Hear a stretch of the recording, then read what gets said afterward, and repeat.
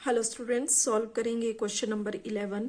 If the sum of first n terms of an AP is 4n minus n square. पहले यहां तक समझते हैं। क्वेश्चन में दिया गया है कि अगर किसी एपी में फर्स्ट एन टर्म्स का सम इतना हो 4n माइनस एन स्क्वेयर, इनकी यहां पर हमें गिवन है फर्स्ट लाइन में Sn is equal to 4n minus n square. ठीक है, तो आगे है what is the first term that is S1। तो बताओ फर्स्ट टर्म क्या होगी। ठीक है, तो पहले तो यहां तक सॉल्व करते हैं, फर्स्ट टर्म फाइंड करने की कोशिश करते हैं।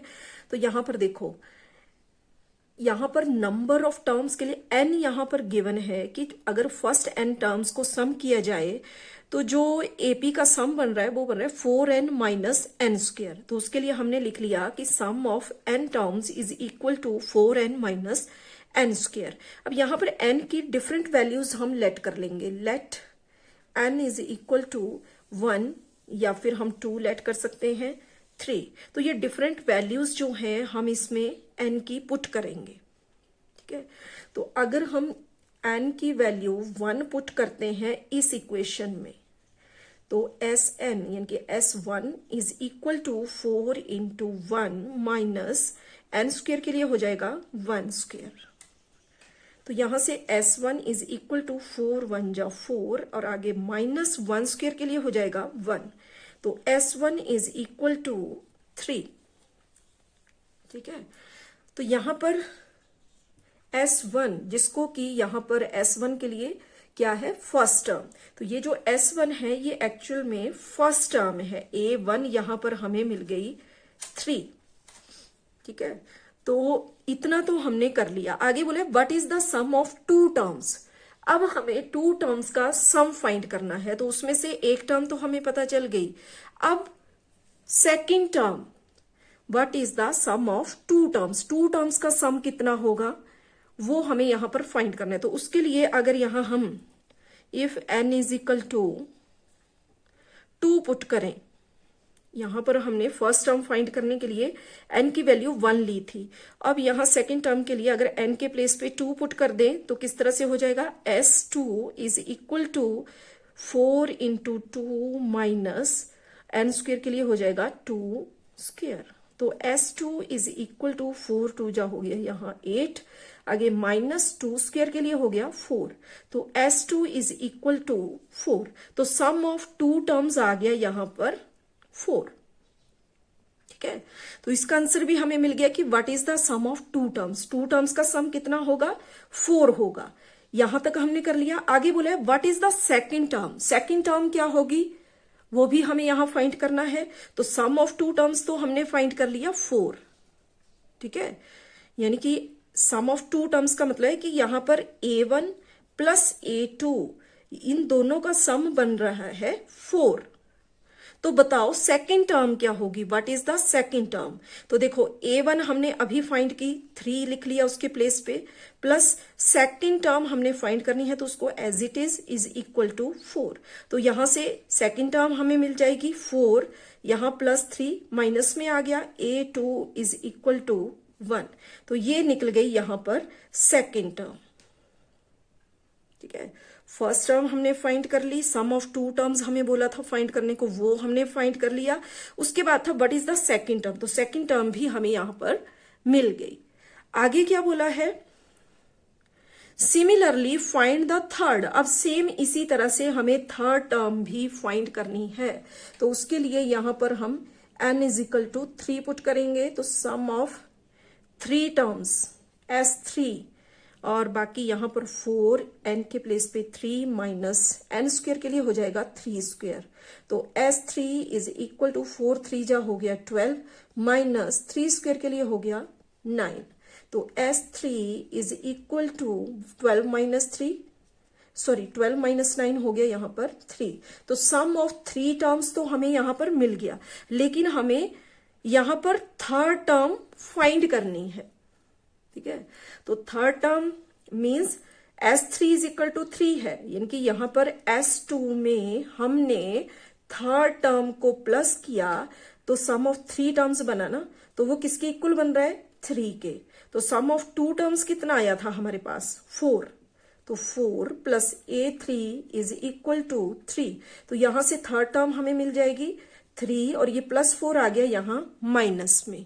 ठीक है, तो A3 is equal to 3 minus 4, यानी कि बड़े नंबर के साथ माइनस का साइन है तो यहां आएगा -1।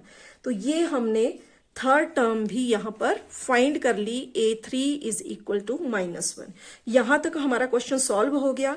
आगे द 10th टर्म, इसी तरह हमें 10th टर्म भी फाइंड करनी है। तो देखो स्टार्टिंग की 3 टर्म्स हमने यहां पर फाइंड कर ली।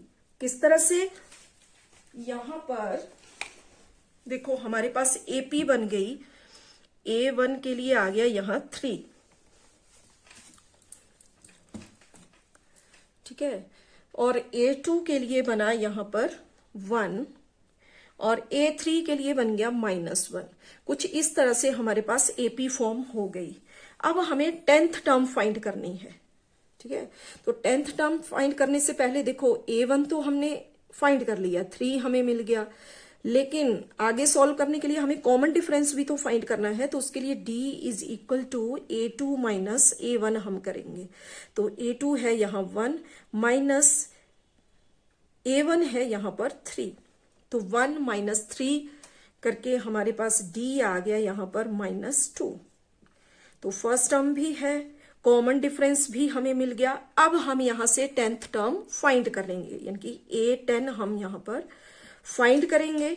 तो उसके लिए देखो यहां पर फॉर्मूला है हमारा टर्म फाइंड करने के लिए, using AN is equal to A plus N minus 1 into D। इस फॉर्मूला की हेल्प से हम सॉल्व करेंगे। तो देखो AN यानी कि हमें A10 फाइंड करनी है। तो फर्स्ट टर्म के यहां वैल्यू पुट कर लेंगे, ये आ गया 3 प्लस 10 माइनस 1 और कॉमन डिफरेंस है यहां -2। ठीक है, सॉल्व कर लेंगे तो ये हो जाएगा यहां 3, आगे यहां पर प्लस 10 माइनस 1 हो गया 9।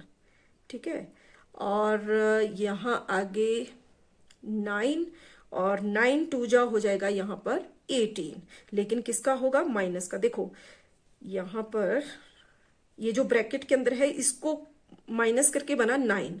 अब 9 को मल्टीप्लाई करना है यहाँ 2 के साथ, तो 9 2 जा 18 यहाँ हो गया, लेकिन साथ में क्या लगेगा यहाँ minus, plus into minus minus.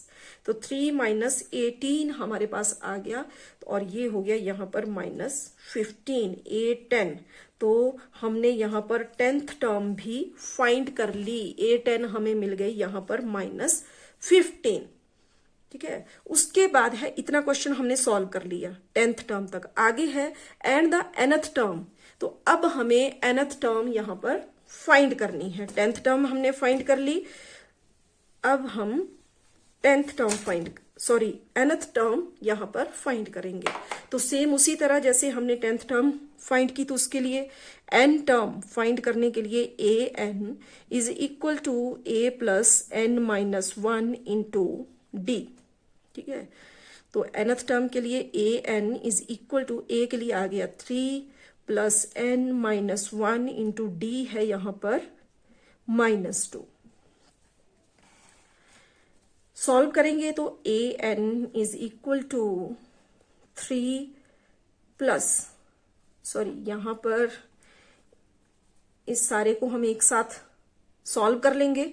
तो देखो प्लस इंटू माइनस हो जाएगा। अब इस 2 को हमने n के साथ मल्टीप्लाई करना है, तो ये हो जाएगा 2n, और आगे माइनस इंटू माइनस, प्लस 2 को फिर 1 से भी करेंगे तो 2 1 जा 2। तो an इज इक्वल टू यहां पर 3 प्लस 2 हो गया 5, आगे -2n। तो nth टर्म के लिए यहां हमारे पास आ गया an is equal to 5 - 2n। तो ये आ गया इसके लिए आंसर।